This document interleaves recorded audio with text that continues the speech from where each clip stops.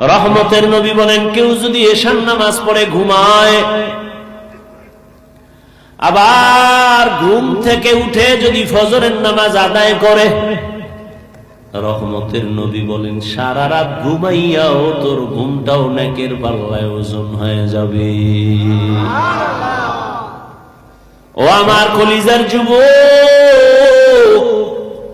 ও বৃদ্ধ বাবাজি, ও পর্দার আড়ালের মা বোনেরা, আপনাদের মতো কি পাঁচ বেলার নামাজি অভাব নাই?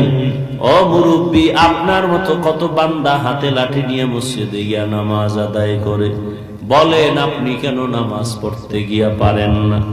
ও আমার কলিজার যুবক বাবারা, জীবনে মাদ্রাসায় পড়ে নাই এমনও যুবক স্কুল কলেজে পড়ে, জেনারেল লাইনে থাকে, চাকরি করে, ব্যবসা করে, 5 ওয়াক্ত নামাজ পড়ে আসেনি।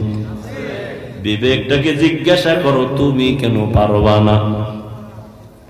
ও পর্দার আড়ালের আম্মা জান বোনেরা, আপনার মতো কত মা, কত বোন এখনো আছে পর্দা করে, স্বামীর মাল হেফাজত করে, 5 বেলার নামাজ পড়ে হালাল ভাবে চলে, সন্তানটাকে আদর্শ সন্তান বানাবার জন্য প্রচেষ্টা চালায়, মোবাইলে সময় নষ্ট করে না, এমন নারী এই এলাকায় আসেনি? এরে আম্মা জানেন, আপনারা কেন পারবেন না? আল্লাহ জান্নাত বিনা হিসাবে যদি পাইতেই হয়, মুত্তাকিনদের খাতায় নাম লেখাইয়া আল্লাহর মোহাব্বত নিয়ে নামাজ কায়েম করবেন, আল্লাহর মোহাব্বতে নামাজে দাঁড়াবেন, রিজিকে বরকত বেড়ে যাবে, নামাজ পড়বেন, আল্লাহ ফেরেশতা দিয়া পাহারা দিবেন।